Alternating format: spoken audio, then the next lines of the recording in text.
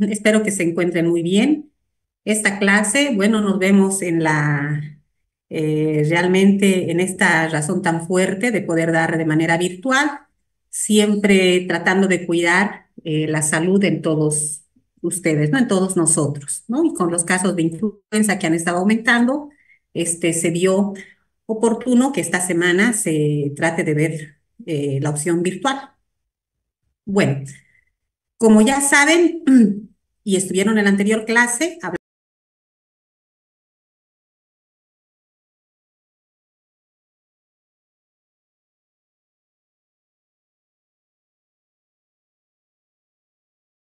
de dos tipos de técnicas se realizan en el raquis, ¿no? O en la espalda del paciente, ¿no? Hoy vamos a hablar lo que es la anestesia peridural, que también es un tipo de anestesia regional conductiva, ¿no?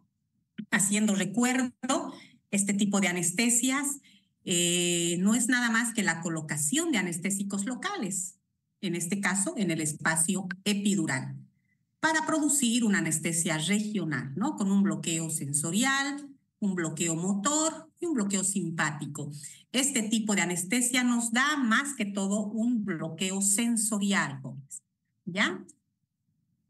Por tanto, este tipo de anestesia se realiza en el neuroeje, en lo que es el raquis, ¿no? Y se conoce como anestesia peridural. Y hablamos de la anestesia subaracnoidea en la anterior clase. Y es así, ¿no? Que la anestesia peridural no es nada más que una forma de bloqueo neuroaxial y se logra mediante la introducción de soluciones, en este caso anestésicos locales, como anestésicos locales amidas, anestésicos locales ésteres, en el espacio epidural. Y va a lograr diferentes tipos de un bloqueo regional con diferentes niveles, de acuerdo al volumen que vayamos insertando. Bueno, por tanto, producimos un bloqueo en la conducción nerviosa a nivel de la médula espinal. Un poco de historia, ¿no? La anestesia epidural lumbar. En humanos ha sido descrito por primera vez en 1921, jóvenes. Desde ese entonces hasta la actualidad ya se utiliza la anestesia peridural, imagínense. Y la técnica de la pérdida de la resistencia de Dogliotti, que les voy a ir explicando cuando ya vayamos desarrollando la clase, se ha ido hablando desde los años 1930. Imagínense, desde entonces hasta ahora, todos los cambios que ha habido en cuanto a medicamentos, en cuanto a la experiencia en la técnica, ¿no? Hoy por hoy, hasta el momento, es bastante como se ha ido observando, ¿no? Anatómicamente, nuevamente vamos remarcando, ¿no? 7 vértebras cervicales les tiene nuestra columna eh, vertebral, 12 torácicas, 5 lumbares y 5 sacras, ¿no? 4 curvaturas fisiológicas, normalmente, ¿no? La lordosis cervical y lumbar y la cifosis dorsal y sacra. Referencias superficiales, de acuerdo a las apófisis espinosas que tenemos, ¿no? La C7 sobresale a nivel de la región occipital, a través de la nuca que llamamos, ¿no? La dorsal 3, la espina del omóplato, más o menos es una referencia anatómica. La dorsal 7, en la punta del omóplato. Lumbar 4, lumbar 5, a través de la espina ilíaca anterosuperior. ¿Ya? Entonces, más o menos ese nivel. Hacemos un trazo a nivel dorso lumbar, espinas ilíacas posterosuperiores, del anterosuperior, posterosuperior, y ahí está, espacios L3, L4. No, acá tenemos la proyección de la columna vertebral, ¿no? Definitivamente, el apoyo y la protección medular y las raíces es muy importante tomar en cuenta. La médula se extiende, ¿no? En adultos y en niños, en adultos hasta L2, en niños hasta L3. Ahí es donde termina el cono medular. Todos estos puntos que tenemos que recordar, realmente lo tenemos muy presente al momento de dar una anestesia en el raquis o en el neuroeje en el paciente, ¿no? En cuanto a las meninges, ¿no? Tenemos 3 meninges, la dura madre, la aracnoides y la pía madre. La pía madre está íntimamente unida a la médula espinal y a las raíces nerviosas.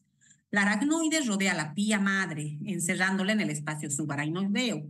Y la dura madre, ¿no? Esa capa cerosa que se encuentra en la superficie del aracnoides, va unida definitivamente al ligamento amarillo en su capa parietal.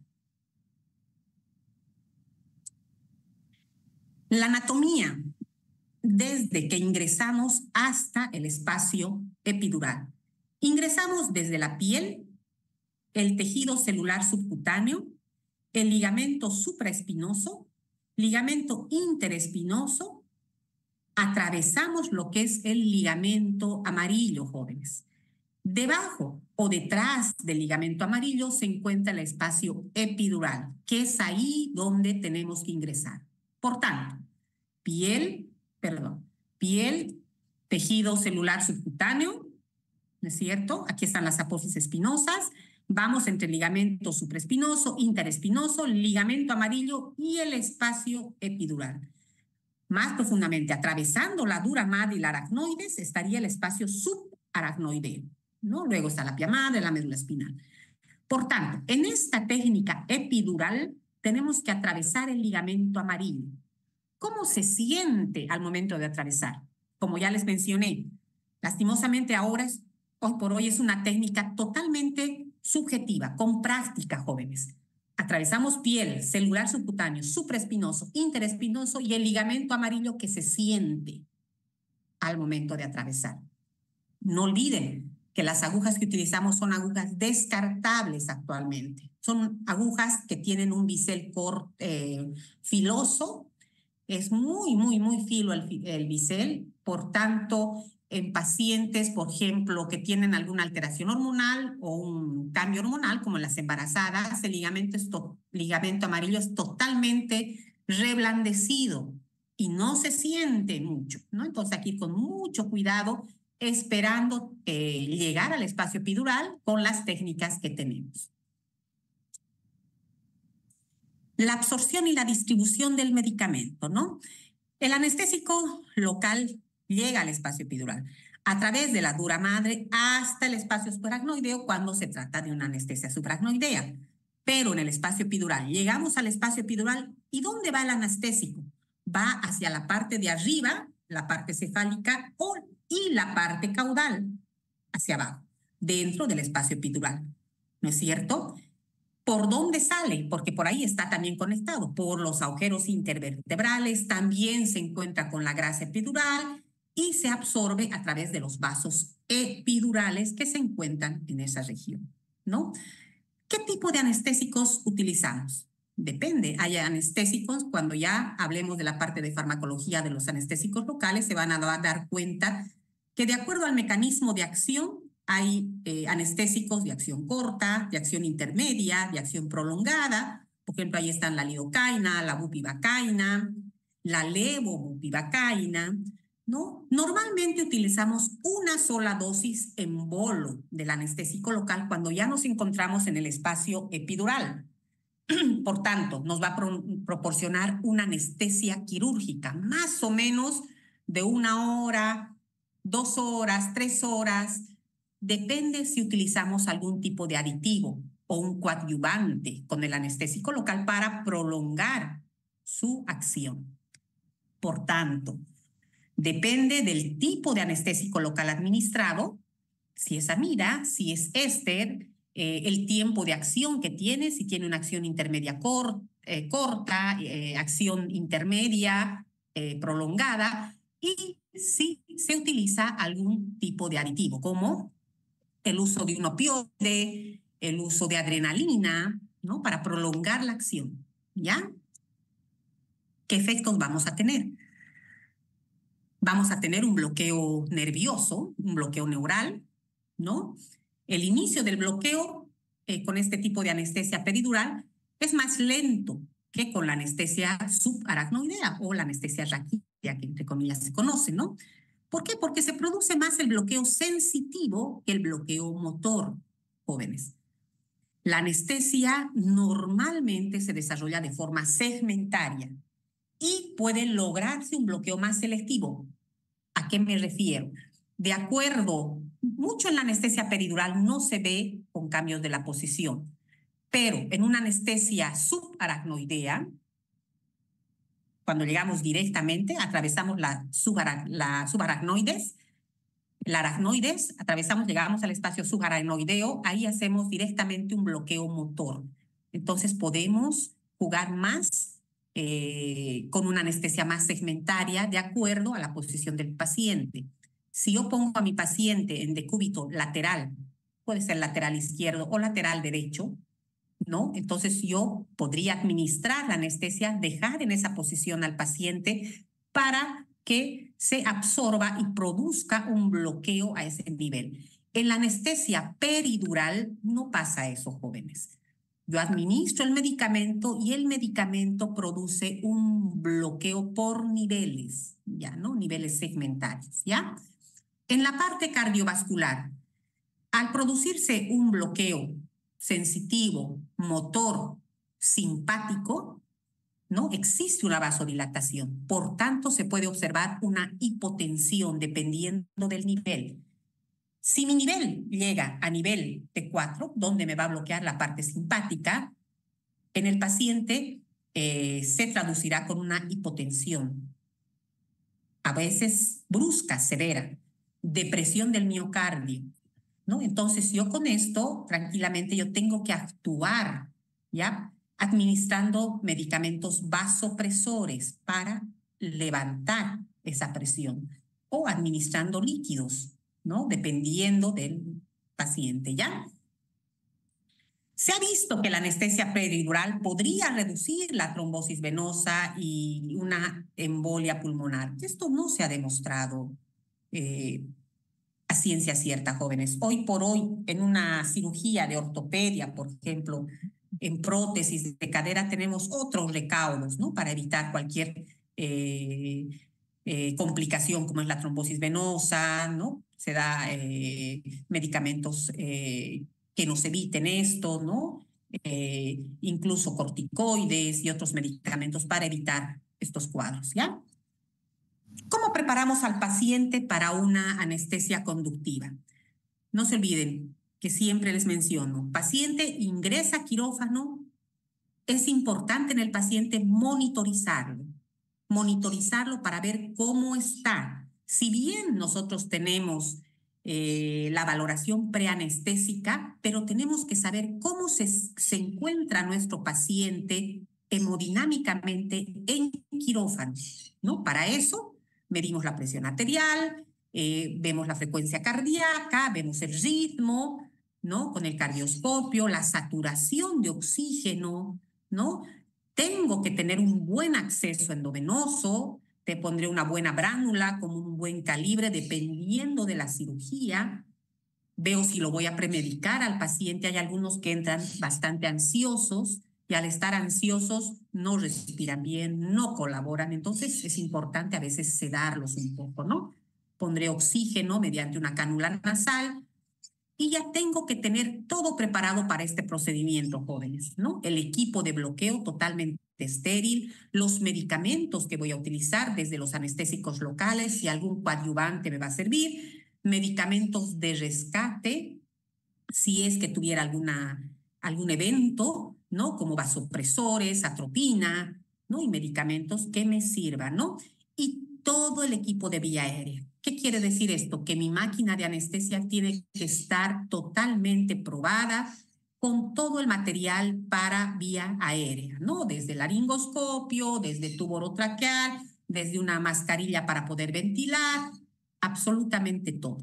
Bueno, ya teniendo todo esto, el paciente monitorizado con un buen suero, una buena bránula, con un suero normalmente cristaloide, ¿no? Dentro de los cristaloides tenemos la solución fisiológica, el dirige lactato, el dirige normal, ¿no? El paciente ya en esas condiciones, quizás le puedo poner un hipnótico para que esté más tranquilo, en baja dosis.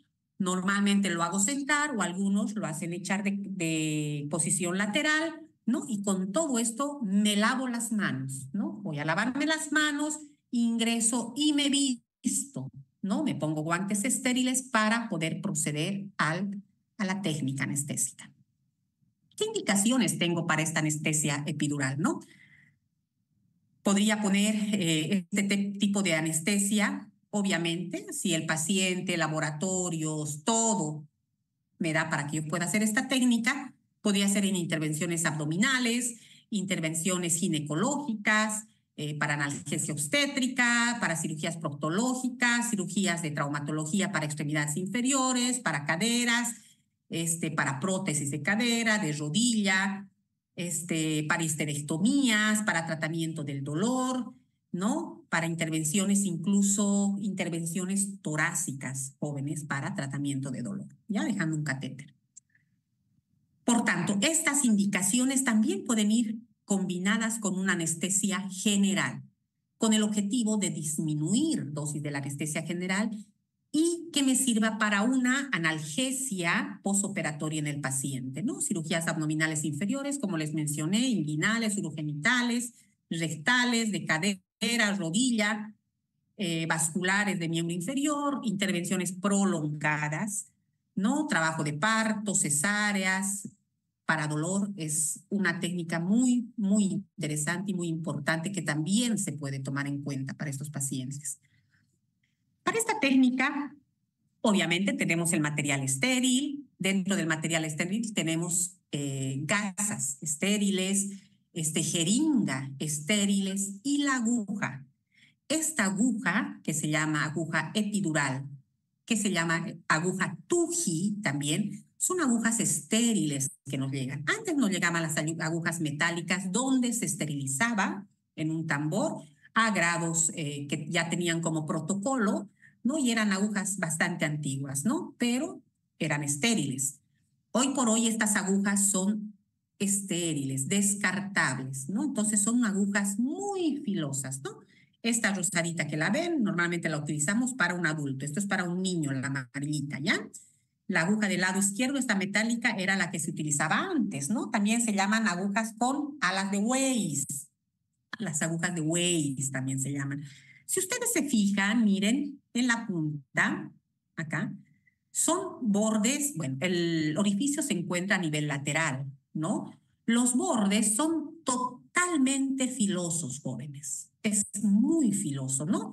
Entonces, esta punta curva que tiene, que empuja y va a alejar, y llegamos al lugar atravesando el ligamento amarillo, realmente tenemos que tener mucho cuidado al ir atravesando los diferentes elementos hasta llegar al espacio peridural. La posición del paciente es muy, muy importante. Alguna vez ya les dije, ¿no? Espaldas vemos, pero columnas no sabemos, jóvenes, ¿no? Entonces acá tenemos un paciente que está sentadito en sedestación, ¿no?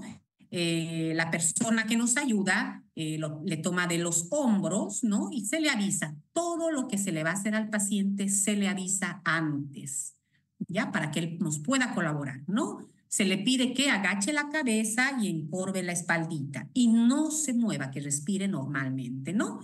Entonces, normalmente acá, la línea que está marcando marca hasta las espinas ilíacas pósteros superiores. Hacemos una línea horizontal y en esta línea horizontal va enmarcando hacia el espacio L3, L4, ¿no? Espinas, apófisis espinosas, espacio L3, L4, es donde vamos a acceder.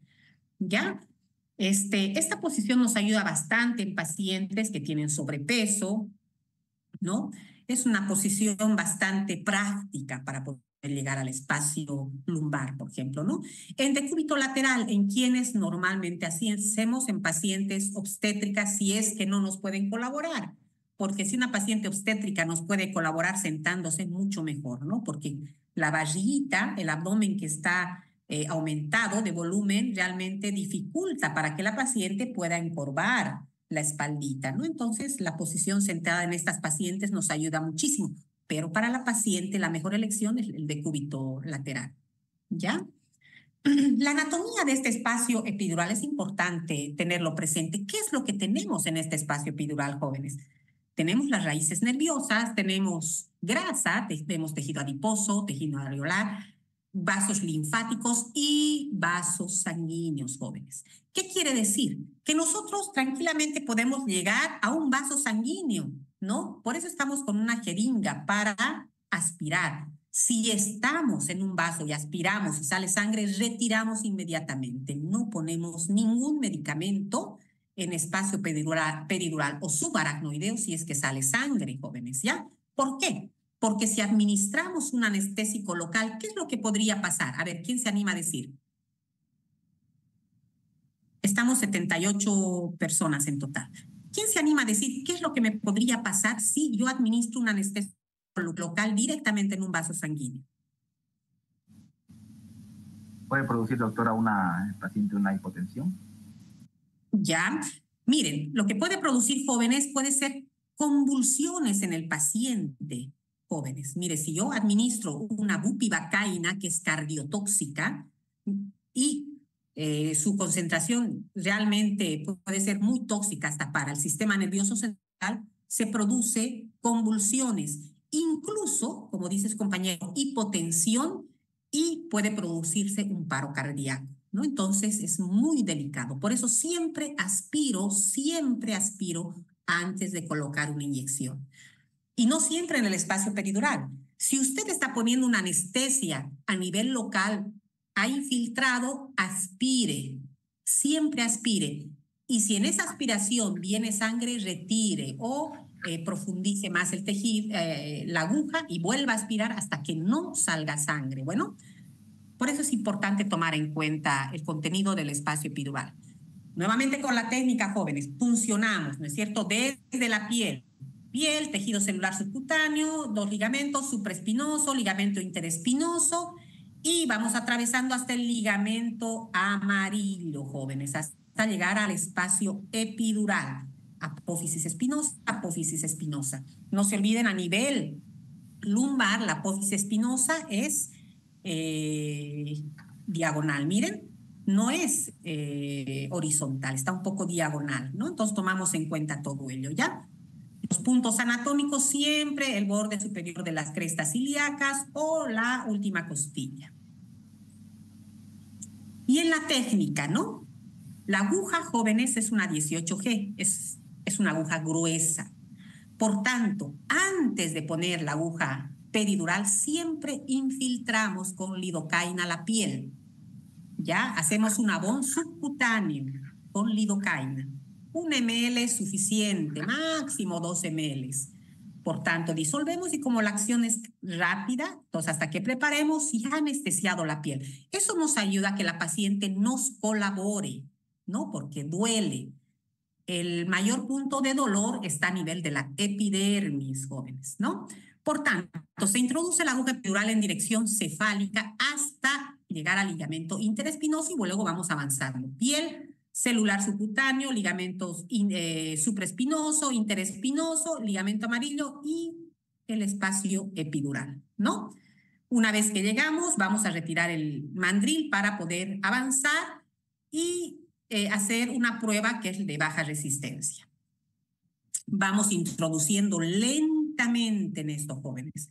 Miren, acá en manos del operador se colocó ya la aguja peridural y se conectó a una jeringa, ¿no? La jeringa puede ir con contenido o sin contenido. Puede ir con aire o puede ir con líquido. Dentro del líquido normalmente utilizamos un anestésico local que es la lidocaína y una burbuja o solución fisiológica que algunos utilizan, ¿no? Normalmente utilizamos lidocaína, pero en esta jeringa solo aire, ¿ya?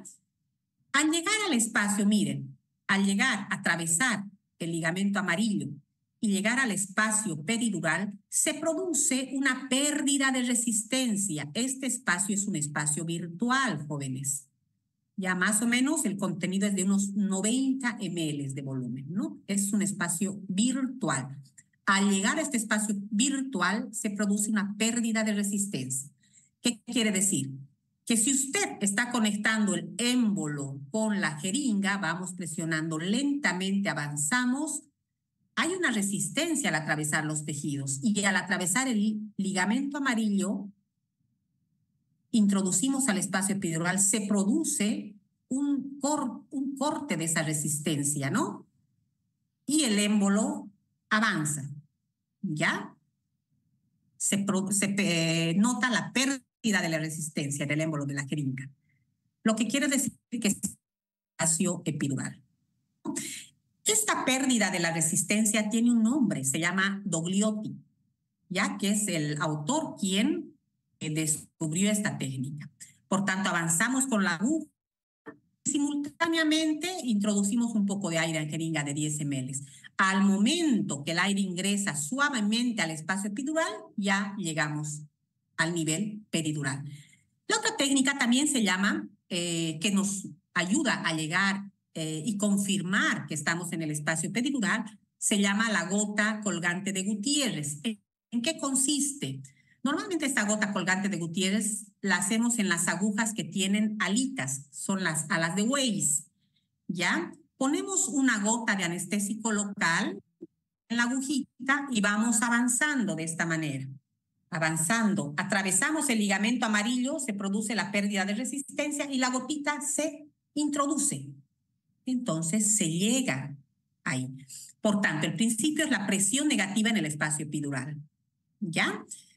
Al colocar una gota del mismo anestésico en la cabeza de la aguja, avanzamos lentamente. En el momento que la gota es absorbida, se ha identificado que se llegó al espacio epidural, ¿ya? Ahora, ¿de qué factores depende esta anestesia epidural? Del volumen de la solución. Calculamos el volumen de acuerdo a los dermatomas o al peso del paciente. La selección del espacio intervertebral adecuado. Normalmente esta técnica la hacemos en espacio lumbar o torácico para dejar algún catéter o cirugías de mama. También la rapidez de la inyección. Esto se nota mucho más en la anestesia subaracnoidea. La posición del paciente se nota mucho más en la anestesia subaracnoidea, ¿ya? La edad del paciente influye muchísimo, jóvenes. En pacientes de la tercera edad normalmente disminuimos el 25% de la dosis, tanto en anestésicos locales como en anestésicos endovenosos. Y algunos cuadros, por ejemplo, el embarazo, ¿no?, que nos altera hormonalmente varias estructuras, también disminuimos la dosis, ¿ya? Los anestésicos locales, cuando ya hablemos de estos anestésicos locales para el segundo parcial, vamos a hablar de los grupos que existen, de sus dosis y todo ello. Acá utilizamos amidas o ésteres, ¿no? Lidocaína, bupivacaína, levobupivacaína. Tratamos de utilizar cada vez menos cardiotóxicos, ¿ya? Las concentraciones adecuadas, la duración, incluso dependiendo si utilizamos o no un coadyuvante, tanto la adrenalina como un opioide. Por ejemplo, la lidocaína sola nos dura más o menos 1 hora, la bupivacaína 3 horas máximo, la levobupi 3 a 5 horas, incluso si utilizamos algún aditivo, ¿no? ¿Ya? ¿Qué ventajas nos da la anestesia epidural? Nos permite una anestesia segmentaria. Normalmente no tendría por qué presentarse una cefalea postoperatoria, a no ser que tengamos una una punción inadvertida, por ejemplo, de la dura madre, ¿no? Y ahí sí se nos presentaría una cefalea postpunción. Existe menor probabilidad de hipotensión porque existe más bloqueo sensitivo o sensorial en este tipo de técnica anestésica. Lo bueno es que se puede dejar un catéter peridural por más días para una analgesia postoperatoria. Nos dura mucho más que la raquídea. No existen tantas alteraciones tan agudas como la anestesia subaracnoidea.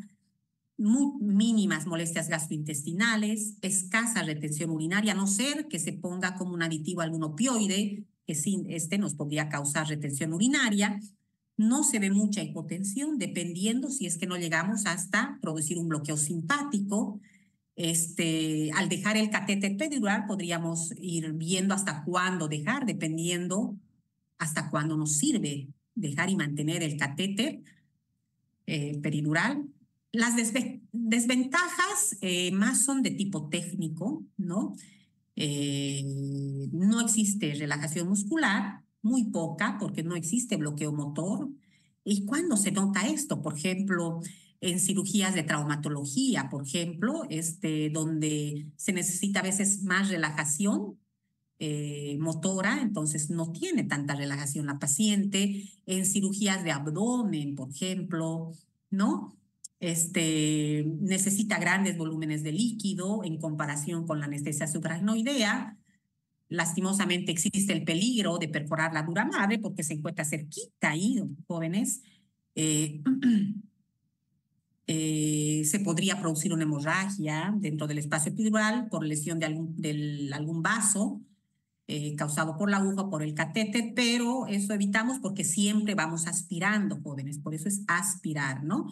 A veces el bloqueo segmentario es incompleto, algunos pacientes se quejan de dorsalgia al momento de realizar la técnica, ¿no? También dentro de las complicaciones podría haber secuelas neurológicas porque la aguja es de un diámetro bastante considerable. Puede haber la punción inadvertida de dura madre, como les dije, hipotensión, a veces convulsiones si es que se administra el medicamento en vaso, ¿no? Cuadros de anafilaxia muy raro, pero se describió. En algún momento, jóvenes, si se corta el Zoom, nos vamos a volver a conectar, ¿ya? Por si acaso. Seguimos con las complicaciones, ¿no? En caso de que se produzca cefalea, por ejemplo, función dural, se lo trata ya sea de manera conservadora o de manera intervencionista. Infecciones que podría producirse, pero eso se evita porque el material es totalmente estéril.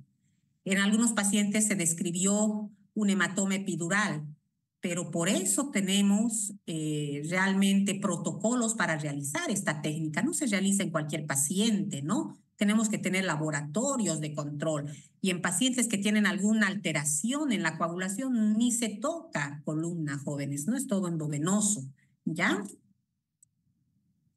¿Qué contraindicaciones, como les dije? Que el paciente niegue la técnica después que se le explica es una contraindicación absoluta. Ya luego el paciente que tiene algún tipo de lesión central, por ejemplo, ¿no? De que no colabore, entonces también pacientes psiquiátricos no los tomamos en cuenta, ¿no? Paciente con algún tipo de hipertensión intracraneal tampoco. Hipersensibilidad a anestésicos locales tampoco, artritis o deformidad espinal tampoco, alteraciones en la coagulación tampoco, jóvenes, extremos de la edad tampoco, infección localizada en el sitio de punción tampoco. Si el paciente en algún momento le dice, doctor, me duele la espalda, no toquen su espalda, jóvenes, no toquen hasta demostrar si tiene alguna alteración, ¿ya? Existen otras técnicas para dar anestesia. Pacientes psiquiátricos, septicemia, shock hemorrágico severo, no se toca.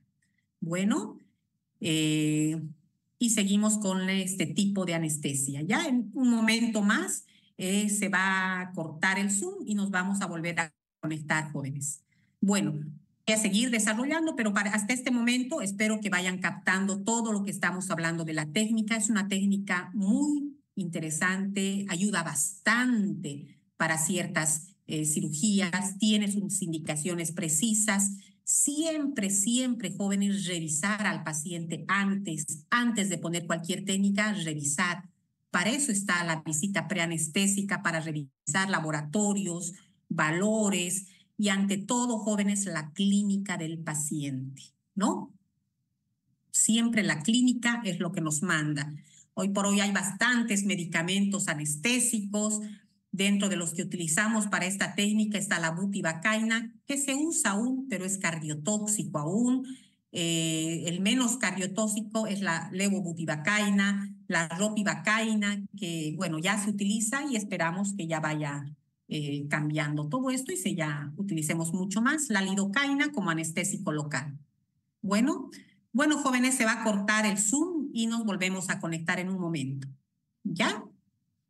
Está bien, doctora. Estamos 81 personas, vuelvan a ingresar todos, por favor. Nos falta muy poquito para terminar. Doctora, una preguntita. Dígame. ¿Quién Doctora, habla? una pregunta. Antes de que habla, Rolando, doctora, Sí, sí. ¿es lo mismo anestesia regional que una anestesia local? ¿Es lo mismo, doctora?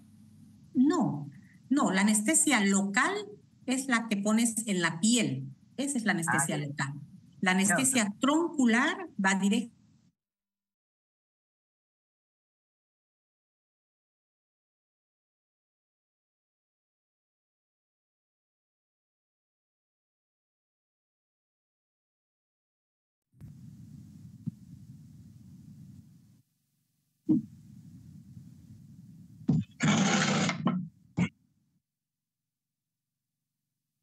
Pregunta.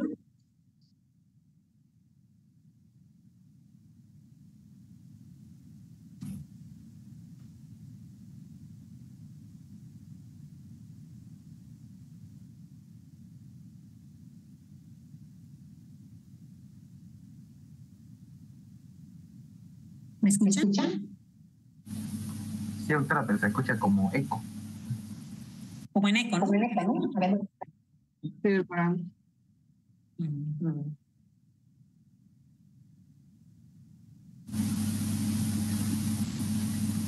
Entonces, creo que es porque tiene su celular y la compu conectada y abierto el micrófono. Ya. A ver, voy a hacer un ratito. Hoy por hoy utilizamos la bupivacaína, la levobupivacaína, la lidocaína, la ropivacaína, ¿no? Esta técnica definitivamente es muy utilizada y como ya les decía, ¿no? Se produce más un bloqueo sensitivo que un bloqueo motor. Ya en la anestesia subaracnoidea les comenté que el bloqueo motor es muy marcado. En esta es el bloqueo sensitivo. ¿Y qué fibras nerviosas va a bloquear? Las más delgadas, jóvenes, las más delgadas. Y dentro de las más delgadas están las fibras B, ¿ya? Esas son las más delgadas.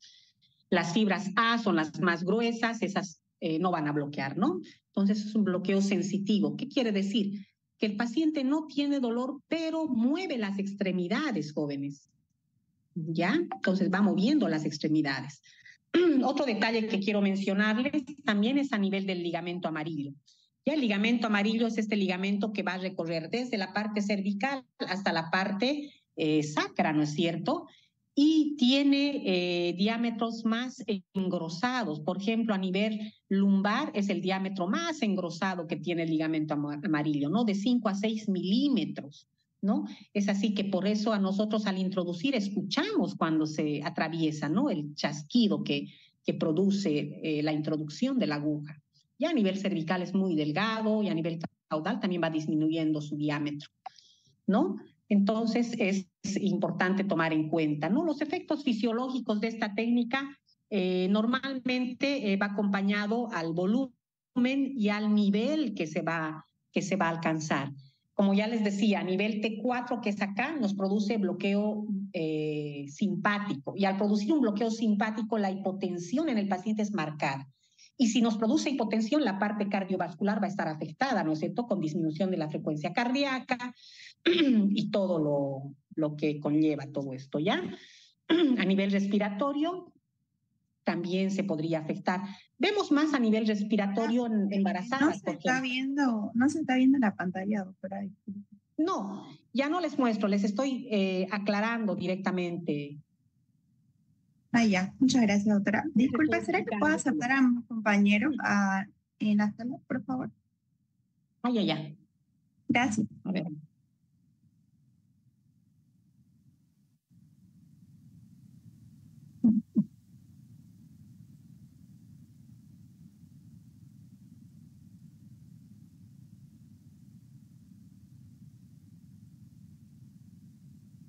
Admitir. Ya están admitiendo. Ya se está admitiendo. Entonces, son pautas que hay que ir tomando en cuenta con esta técnica anestésica, ¿ya? A nivel gastrointestinal, por ejemplo, es mínimo lo que va produciendo. Ahora, si va a haber hipotensión, sí, el paciente va a acompañar a náuseas, por ejemplo, ¿no? Admitir todo.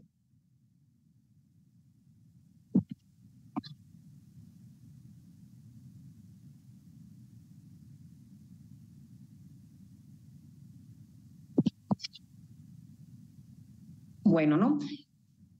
En los medicamentos que podemos utilizar en esta técnica están los anestésicos, bueno, aparte del anestésico local, podemos utilizar opioides, ¿no?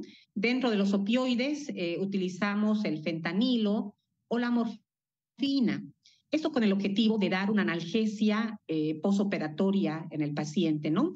Vienen las dosis ya establecidas para la administración o vasoconstrictores como la adrenalina en mínima proporción, ¿ya? Que ya viene diluido para la administración en los pacientes. Finalmente, como siempre les digo, realizamos esta técnica, se produce la cirugía, ¿no es cierto?, el periodo del mantenimiento y termina la cirugía y la anestesia también termina. Después de quirófano siempre llevamos al paciente a recuperación. ¿Y cuándo damos de alta a un paciente que ha tenido una anestesia conductiva? A ver, ¿quién se anima a explicarme?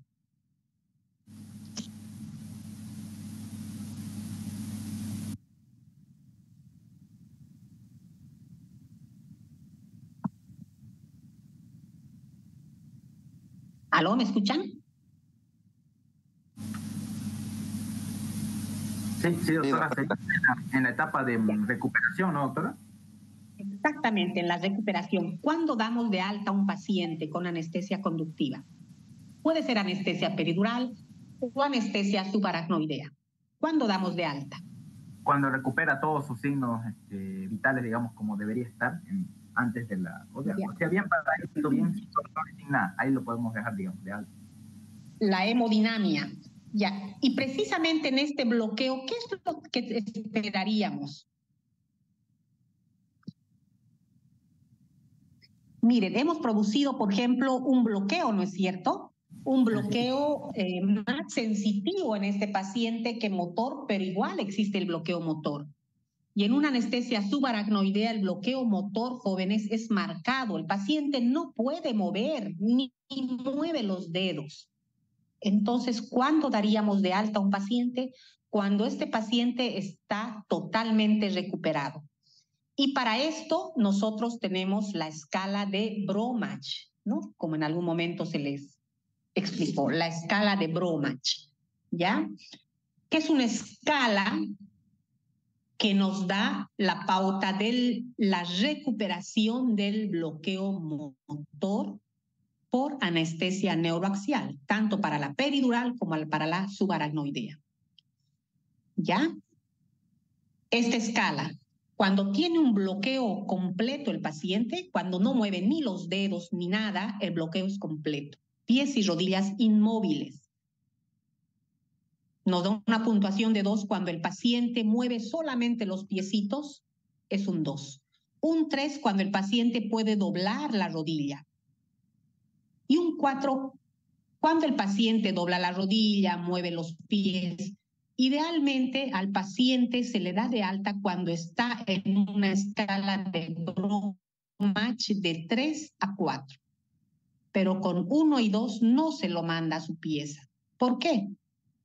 Porque si existe este bloqueo motor, al momento de trasladar al paciente puede haber cualquier complicación. Al momento de pasar, como el paciente no mueve las piernas ni nada, se podría producir algún tipo de lesión, desde una fractura, un esguince o cualquier cosa, o un cambio de posición, porque todavía está con una anestesia, entonces podríamos alterar a nivel general en el paciente.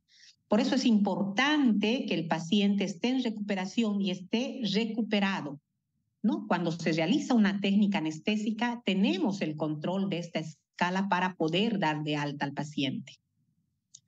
Bueno, y con esto ya terminaríamos lo que es la anestesia peridural.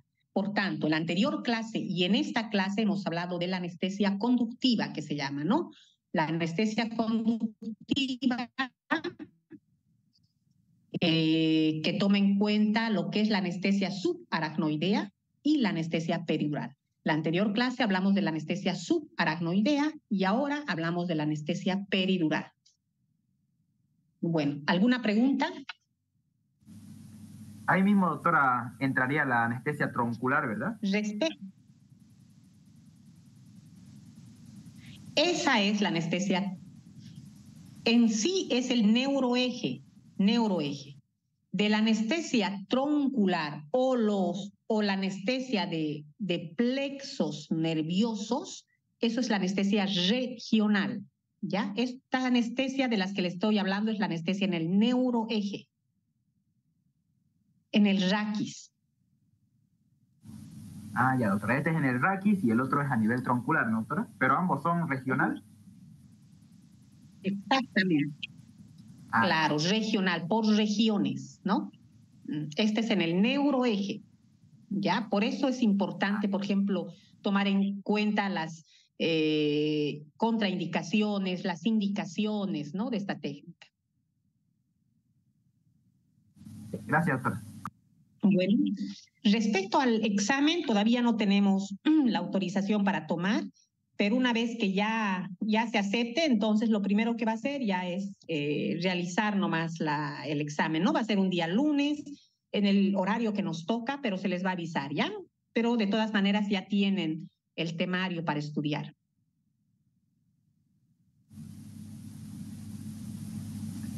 Hola. Bien, doctora. Entonces el tema de anestesia local entraría para el segundo parcial, ¿no, doctora? Sí. Para el segundo parcial. El examen es de todo lo que hemos avanzado, ¿ya? De lo que se avanzó en clase. Eso es el examen. En este momento ya me van a pasar la lista de todos los que han ingresado a la clase, ¿no? Todos están con nombres, muy bien. Bueno. El objetivo de estas clases, jóvenes, es darles un pantallazo de lo que significa anestesiología, ¿no? Si bien ustedes al año ya van a terminar la carrera, luego van a ser internado, ahí van a tener el contacto con varias especialidades. Entonces es importante que vayan conociendo, ¿ya? Ese es el objetivo.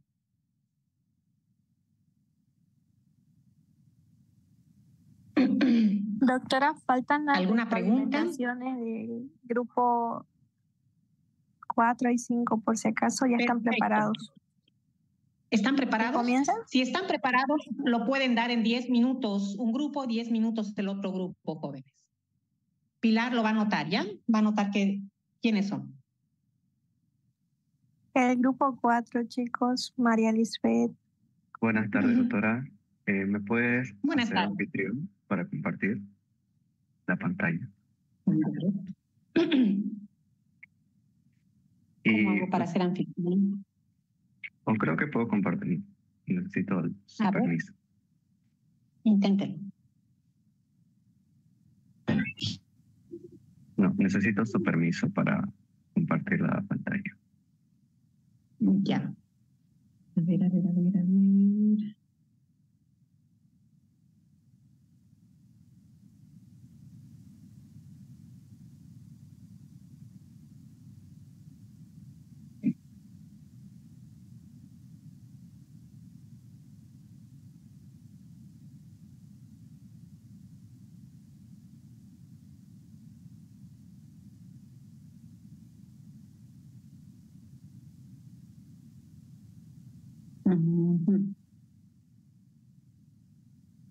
Creo que en la sección de seguridad se puede dar los permisos correspondientes.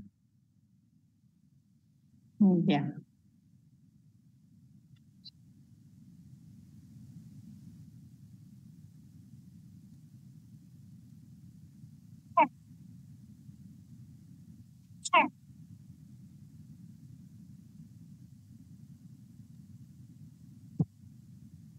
una opción de seguridad, me dicen, ¿no?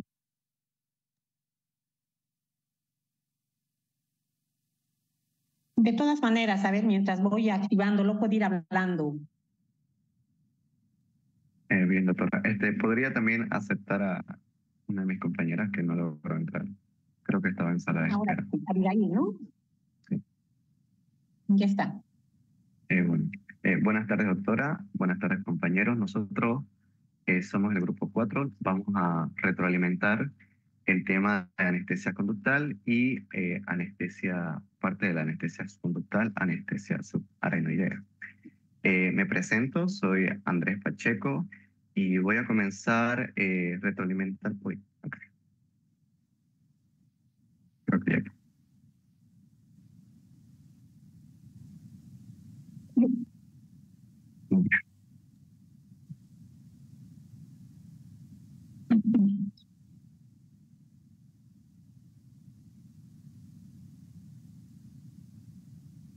¿Se puede ver?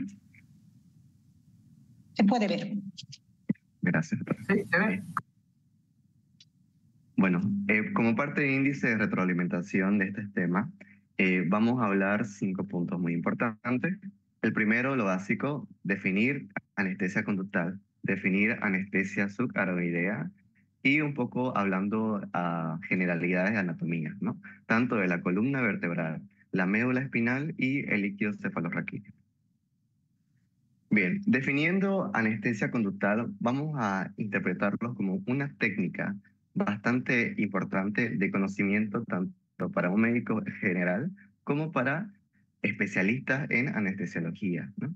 Se lo define como el bloqueo caudal mediante una inyección de un fármaco a través del hiato sacro que provoque las 4 propiedades que hemos hablado de anestesiología, ¿no? Relajación muscular, disminución del dolor, ¿no? Y entre la anestesia conductal vamos a tener 2 técnicas, tanto la inyección subaracnoidea como la que hoy se habló, la epidural. Clasificando anestesia regional, vamos a tener el bloqueo espinal, epidural y caudal y el bloqueo de nervios periféricos. Pero hoy nos vamos a basar acerca de el bloqueo subaracnoideo o subdural, también llamado. Un poco hablando de anatomía, recordamos que la columna vertebral está conformada por vértebras, en total 33 vértebras, ¿no? Son 7 vértebras cervicales, 12 torácicas, 5 lumbares, 5 sacras y 4 coxígeas. Que morfológicamente la estructura de la vértebra, la mayoría está compuesta por un cuerpo vertebral, 2 pedículos que van a formar lo que es el conducto medular y 2 láminas. El canal espinal tiene como límite los cuerpos vertebrales en la porción anterior. A los lados están los pedículos de cada vértebra y unidas entre sí da el conducto. Y por detrás está la lámina. Las apófisis sirven simplemente para unión de músculos y ligamentos, ¿no? Y lo más importante aquí recalcar es que la articulación de cada vértebra va a dar la formación de lo que nosotros conocemos como el agujero intervertebral. ¿Qué va a pasar en este agujero intervertebral? Van a pasar las raíces anteriores y posteriores de las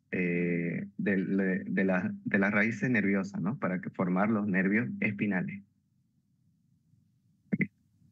Las 12 vértebras torácicas se articulan correspondientemente con las costillas y las vértebras sacras se unen al hueso sacro, ¿no? Todos respetando igual sus agujeros intervertebrales.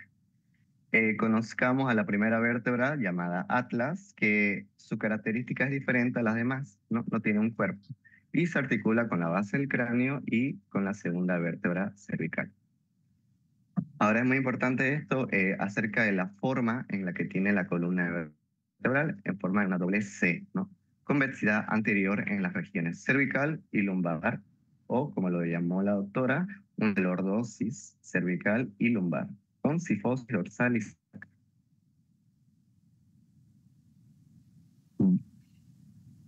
Esta es la estructura que la mayoría de las vértebras tienen, ¿no? Un cuerpo, una pedículo, que van a formar, como ven al medio, el conducto vertebral o medular. Y aquí vemos el pedículo que van a formar cuando se unan las vértebras el agujero intervertebral, que es lo más importante. Bien, anatomía de la médula espinal, vamos a conocer que va a traspasar por todas las vértebras a través del conducto vertebral y va a estar cubierta por membranas, son 3 membranas. También va a estar compuesta por tejido graso y plexos venosos. Las membranas van a ser la pía madre, la aracnoides y la dura madre. La pía madre va a estar en relación adherida, como lo mencionó la doctora, en la médula espinal, y la dura madre con la aracnoides, que es mucho más gruesa y densa. Y va a estar bañada en un líquido cefalorraquídeo, tanto en el espacio subaranoideo como en los espacios epidural, como lo mencionó aquí. El espacio subaranoideo va a estar formado por la pía madre y el aracnoides, ¿no? El espacio subdural va a estar conformado entre la dura madre y el aracnoides. Y el espacio epidural entre la dura madre y el ligamento amarillo. Entonces, lo de relevancia clínica en este tipo de anestesia conductal va a ser el espacio epidural y el espacio subaracnoideo. La médula espinal se extiende de longitud cefálica caudal hasta en adultos en la vértebra L1, ¿no? Y en niños en L3. Luego, cuando se va desarrollando el infante, la médula espinal va desarrollándose en forma superior, ¿no? De forma hacia arriba, hasta llegar a la L1. Como mencioné, las raíces nerviosas van a salir de la médula espinal a través del agujero o de los agujeros intervertebrales, ¿no? Es de característica mencionar que van a haber 8 ganglios o nervios espinales. Esto es debido a que los nervios van a salir por arriba de la vértebra, en la porción superior, ¿no? Y a partir de las vértebras torácicas van a salir por debajo. Es por eso que de las T, de las L y las S van a ser correspondientes al número de vértebras, ¿no? A diferencia de las cervicales, que van a ser 8. Y esto es importante a nivel de la L1, para adelante se van a juntar todas las raíces nerviosas formando una red nerviosa llamada cauda esquina, ¿no? O cola de caballo. Aquí. Y la relevancia en anatomía o saber anatomía es saber interpretar y ponerla en práctica, ¿no? ¿Por qué funcionamos por debajo de la L1 y la L3? Es debido porque no hay presencia de médula espinal y podemos evitar complicaciones, ¿no? Al tener un traumatismo a nivel de esta estructura del sistema nervioso central. Las lesiones a nivel de las redes, ¿no? De las raíces, no son muy frecuentes, son improbables, pero no imposibles. ¿Por qué? Va a depender mucho de la técnica que maniobre el cirujano. Bien, hablando un poco de irrigación, la irrigación va a estar dada generalmente por la arteria espinal anterior única y la arteria espinal posterior, ¿no? Son 2 arterias espinales posteriores. La arteria espinal anterior única van a ser de la base del cráneo y va a descender por toda la superficie anterior de la médula, dando irrigación al 2/3 de la médula anterior. Y la arteria espinal posterior, las 2, van a irrigar el 1/3 anterior y posterior. También van a recibir irrigación adicional por medio de subyacentes, tanto de la arteria aorta abdominal como, por ejemplo, la arteria adangio, ¿no? O arteria radicular magna, que su característica principal es que es unilateral, solo va a haber en un lado, mayormente en el lado izquierdo, nutre el 2/3 de la médula espinal inferior, como ven en la imagen, y está relacionada con un síndrome llamado síndrome de la arteria espinal anterior. Bueno, hablando del líquido cefalorraquídeo, hemos dicho que es el que baña, ¿no? Toda la médula espinal y las meninges. Está compuesta principalmente de agua, pero también están otros nutrientes como son la glucosa, las proteínas, electrolitos y neurotransmisores. El ser humano, según el dato sacado de anestesiología de Morgan, nos da de 100 a 160 mililitros, ¿no?, de volumen de líquido cefalorraquídeo, aunque según la bibliografía puede variar, ¿no?, entre 130 a 150 ml también. Generalmente hemos creído que se ha considerado que el líquido cefalorraquídeo era producido por los plexos escorrideos y después pasaban por los ventrículos, ¿no? De ahí al espacio subaracnoideo, donde era absorbido por las granulaciones aracnoides. Más esta teoría, según la anestesiología clínica, nos indica que no está completa, o quizás esté incorrecta. Básicamente nos dice que no solamente están implicadas esas estructuras, también están implicadas los capilares de la corteza cerebral, los capilares que bañan toda la médula espinal y también el flujo linfático. Aquí vemos. Los capilares de parénquima cerebral y la médula espinal, el sistema linfático, cumplen un circuito no unilateral, sino bidireccional, para reabsorber y producir líquido cefalorraquídeo, ¿no? Y también existe un mezclado, porque recordemos este líquido es ¿cómo se llama? Está súper mezclado, ¿no? Y está producido por el sistema de bombeo del corazón. Bueno, esto es solamente generalidades de anatomía de la columna vertebral y la médula espinal. Muy bien, Andrés. Es importante tomar en cuenta todo esto porque definitivamente con esta técnica anestésica nosotros llegamos directamente, jóvenes, a tener un contacto directo, ¿no?, en la técnica anestésica subaracnoidea con el líquido cefalorraquídeo, por ejemplo. Y en la técnica epidural directamente vamos al espacio epidural donde están las raíces nerviosas, donde está la parte vascular y varias estructuras, ¿no?, que tenemos que tomar en cuenta.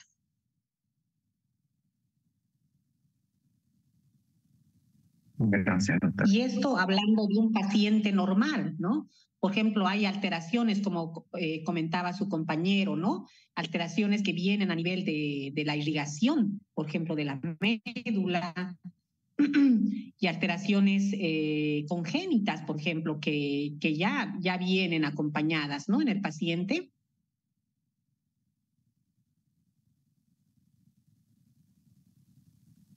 Bueno, ¿algo más que decir? Sí, doctora, continuamos todavía con la exposición. Perfecto. Bien. Continúe. Ya. Bueno, creo que ya se ha mencionado acerca de la irrigación medular espinal, ya ha mencionado que la médula espinal está irrigada por una arteria espinal anterior y por dos arterias espinales posteriores, ¿no? Pásalo, por favor. Siguiente. Ya.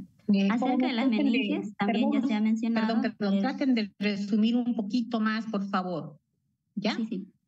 Acerca de las meninges, también ya se ha mencionado que de adentro hacia afuera es la pía madre, aracnoides y duramadre. Y tenemos tres espacios importantes, que son la subaracnoide, la epidural y la subdural. Siguiente. Ya, las fibras nerviosas. Las fibras nerviosas se clasifican en fibras nerviosas tipo A, B y C, y también se van a clasificar según el contenido de mielina y la velocidad de conducción que éstas tienen. Entre las fibras mielinizadas tenemos las fibras de tipo A, B y C, y las amialínicas están las fibras tipo C. Ya, a través de estas fibras son las las señales que se van a transportar son propiocepción, contracción musculoesquelética, tacto y presión, transmisión motriz, los usos musculares y dolor, ¿no? Y entre las fibras de tipo B tenemos simpático, que son los preganglionarios. Entre las fibras de tipo C, que son las mielínicas, transportan señales de dolor lento, picor, temperatura, tacto grosero. Estas son las más numerosas y también son las que tienen menor diámetro y son de menor velocidad, como dice, son lentas. Siguiente. Ya, secuencia de bloqueo. Las fibras delgadas se bloquean más rápido. Las fibras de tipo B son las más delgadas. Al iniciarse el bloqueo, el paciente siente calor en la zona de inyección de la anestesia. Ya se ha mencionado que son las fibras de tipo B que transportan dolor y temperatura. Las fibras de tipo A, gamma, transportan propiocepción. Las fibras de tipo A, beta, presión moderada, y las de alfa, son motoras, ¿no? Pueden tener movilidad con analgesia absoluta. Siguiente. Ya, eso es todo.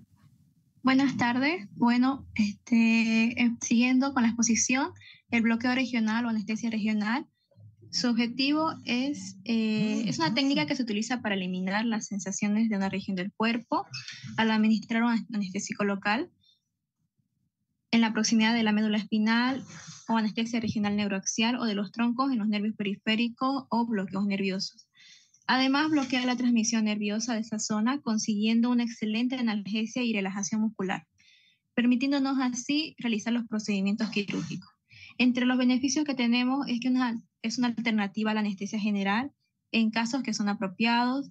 También se puede usar como analgesia postoperatoria o para el manejo del dolor crónico o agudo.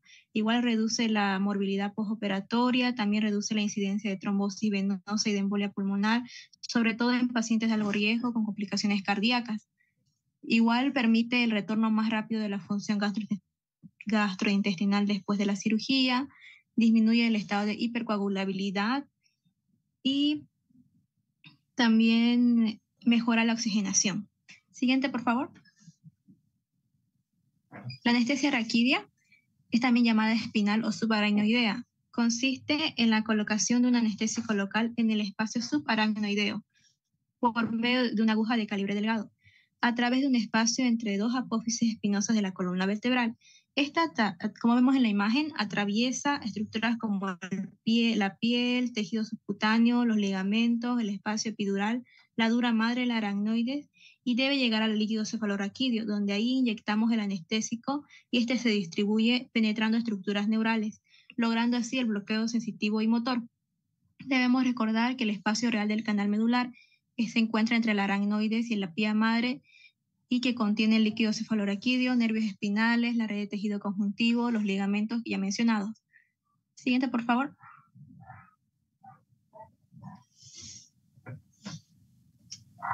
Aquí vemos en la imagen en qué posición debe estar primero el paciente. Puede ser de cúbito lateral derecho o izquierdo o en posición de silla de montar. Debemos tener parámetros como el borde superior de las cretas ilíacas a nivel de la L4. Recordar que el final de la médula espinal en el adulto es en la L1 y en los niños en la L2 a L3. Igual el borde inferior de la última costilla, L2, y el borde inferior de la escápula, que es el C7, y recordar que toda punción por encima de esta altura genera lesión. El lugar de preferencia está entre la L3 y L4. Como se mencionó en la anterior clase, las primeras fibras en bloquearse debido a su sensibilidad son las fibras sensitivas, delgadas y amelínicas. Se debe tener en cuenta que la hipotensión es predominante debido a la venodilatación más que a una dilatación arterial. También para lograr este tipo de anestesia, como dije, se debe perforar la dura madre y el espacio subaracnoideo obteniendo flujo libre. Se debe medir el nivel de bloqueo buscando cambios más en la percepción de la temperatura, más que cambios en el dolor al paciente. Siguiente, por favor. Ya. Mi nombre es María y les voy a reconocer qué son los dermatomas.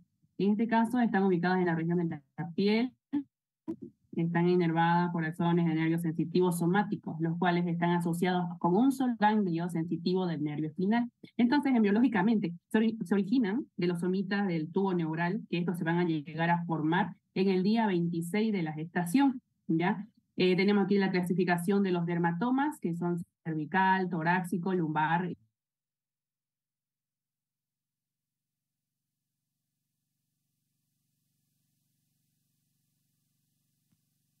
Hola.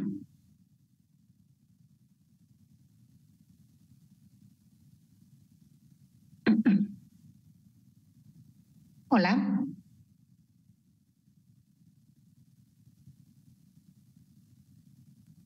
Doc, parece que se le fue el internet. ¿Le fue el internet, no? Sí. Bueno. ¿Podemos exponer nosotros? Jóvenes.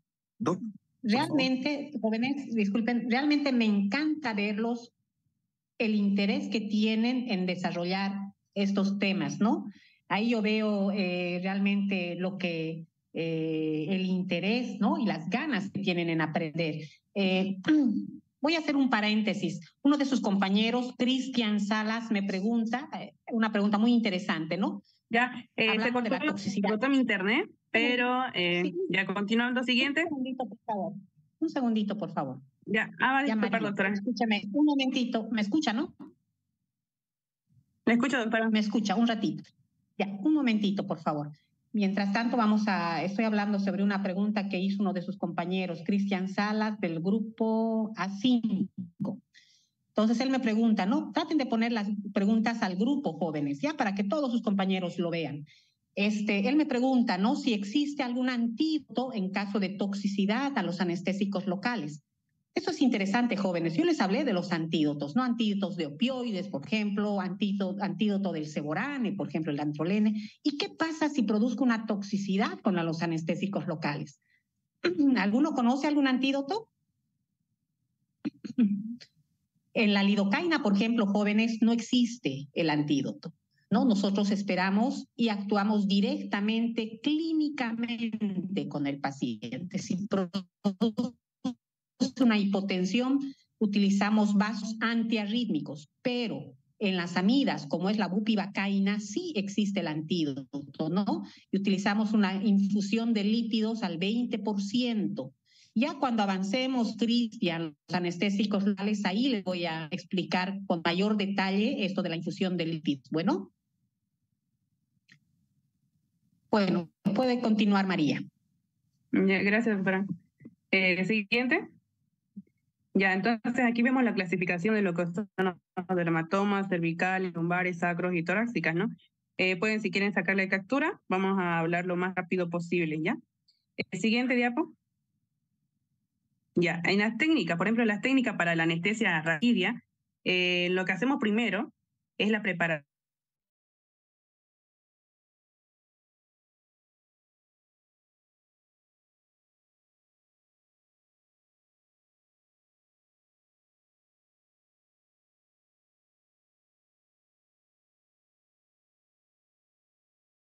Estos sí necesitan tener todo el material que les estoy explicando, todo listo, ¿ya? O por lo menos, si es que no van a hacer, entiendan lo que se está haciendo, entiendan lo que puede producirse en el paciente, ¿no? Es muy importante saber eso, ¿ya?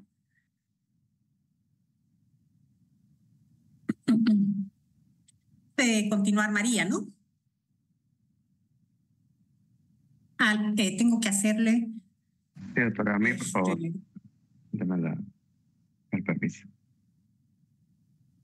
Andrés, ¿a usted le hago todavía? Sí, doctora. A usted, ¿no, Andrés? Bien. No hay de qué. Ya, primero con las técnicas de la anestesia, lo que vamos a necesitar es primero la preparación de los materiales, primero la aguja, que es para la punción raquidia, necesitamos jeringuillas, recipiente para el antiséptico, gasas o también lo que es un apósito. Entonces, un apósito va a contener gasas y en su alrededor contiene una lámina adhesiva que es más fácil para, por decir, pegar en lo que es en la piel del paciente. Luego necesitamos una pinza, campos perforados y guantes. Entonces, en esta imagen lo que observamos, tras una correcta desinfección y manteniendo una técnica estéril, lo que se va a proceder es a la infiltración de un anestésico local en la piel y en el tejido celular subcutáneo. Siguiente. Ya. Y en esta segunda imagen que observamos, que está en el lado izquierdo, mano izquierda, esta imagen, vamos a observar lo que es una punción de lo que es la aguja y se va a introducir a través de él, en la aguja raquídea, se va a atravesar en las siguientes estructuras. Primero vamos a atravesar lo que es la piel, luego el tejido celular subcutáneo, el ligamento supraespinoso, interespinoso ligamento amarillo, el espacio peridural, la dura madre, la aracnoide y atravesamos sobre lo que es el espacio subaracnoideo donde nos encontramos con el líquido cefalorraquídeo. Entonces, en la otra imagen, lo que ya vemos, la que la doctora está agarrando lo que es la aguja, se va a introducir o inyectar lo que es un fármaco anestésico. Entonces, el fármaco anestésico puede ser una ropivacaína, una levobupivacaína, una bupivacaína. Entonces, lo cual se le va a agregar. Y luego de esto se retira, ¿no?, la aguja raquídea y se finaliza con la colocación de un apósito. Siguiente.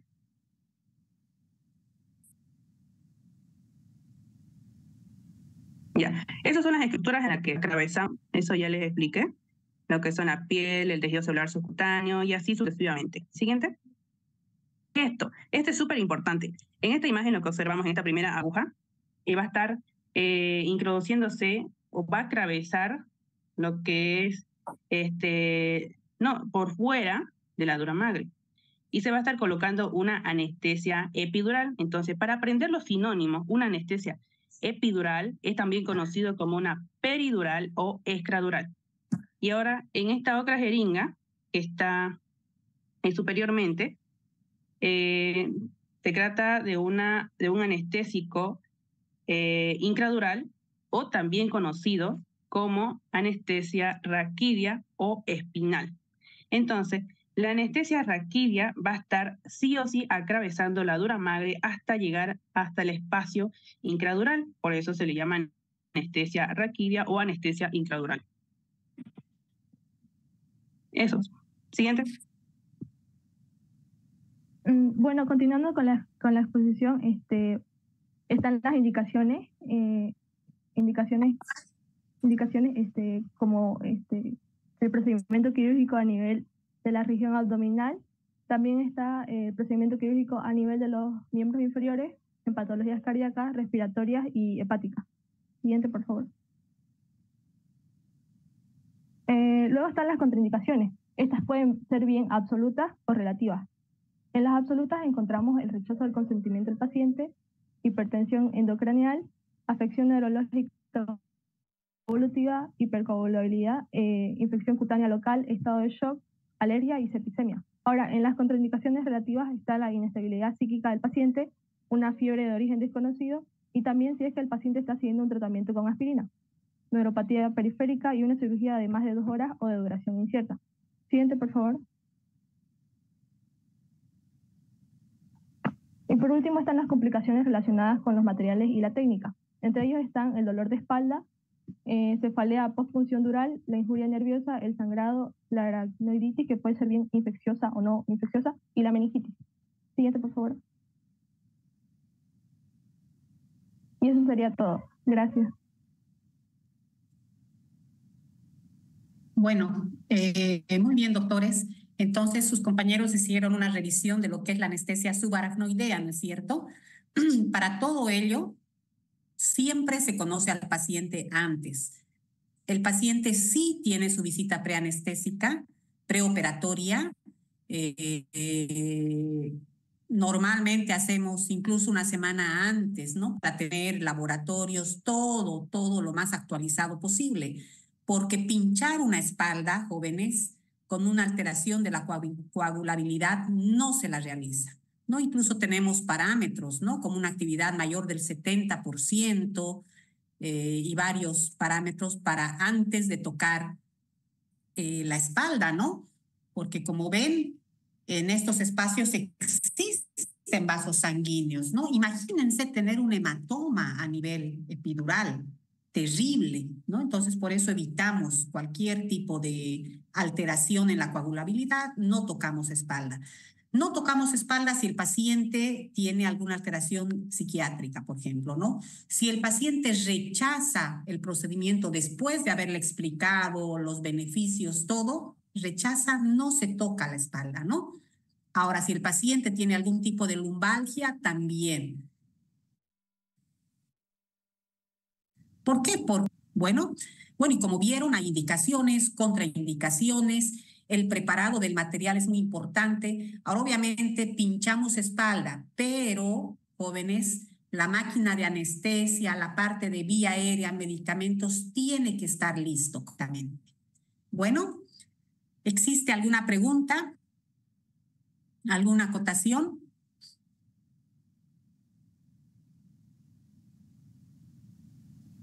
Bueno, y una recomendación, ¿no? En el examen va a haber preguntas abiertas, preguntas de selección múltiple, falso, verdadero, ¿no? Traten de hacerlo, enfóquense en su examen, es prohibido copiar, ustedes saben, ¿ya? Entonces, una vez que tengamos la autorización, se va a tomar. Pero se les va a hacer conocer antes, ¿ya? Bueno, jóvenes, el otro grupo lo va a revisar en la próxima clase, ¿ya? Va a ser la parte de retroalimentación. Habiliten sus cámaras, por favor, antes de irnos.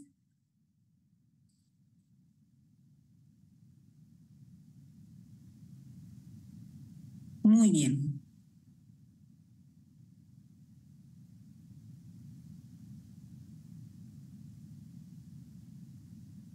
Perfecto, jóvenes.